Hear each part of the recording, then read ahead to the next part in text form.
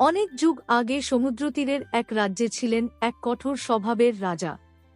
তিনি শক্তি ও যুদ্ধের জন্য বিখ্যাত হলেও মনের গভীরে ভয় পেতেন একদিন হয়তো ক্ষমতা হারাতে পারেন। একদিন ভোরে প্রাসাদের বারান্দায় দাঁড়িয়ে থাকতে থাকতে তিনি শুনলেন অদ্ভুত সুরের ডাক।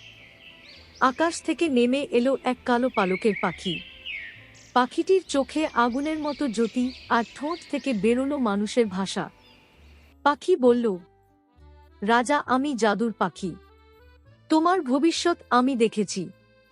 যদি আমাকে বিশ্বাস করো, তোমাকে এক গোপন শক্তি দিতে পারি। রাজা প্রথমে সন্দেহ করলেন, কিন্তু কৌতূহল জয়ী হল। তিনি বললেন, আমার রাজ্যকে অমর করে দাও।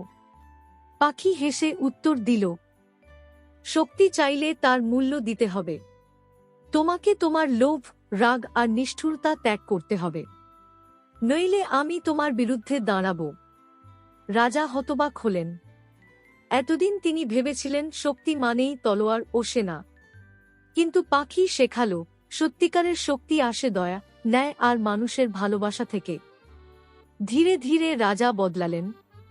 তিনি প্রজাদের সঙ্গে বসে গল্প করতেন, তাদের দুঃখ শুনতেন। আশ্চর্যজনকভাবে রাজ্যে শান্তি ফিরে এলো। আর সেই কালো পালকের পাখি সবসময় তাঁর পাশে থেকে মনে করিয়ে দিত, তুমি যখন ভালোবাসা বেছে নাও, তখনই তুমি সত্যিকারের রাজা। এভাবেই রাজা আর জাদুর পাখি এক অদ্ভুত জোট গড়ে তুললেন, যেখানে জাদু মানে যুদ্ধ নয়, বরং পরিবর্তনের শক্তি।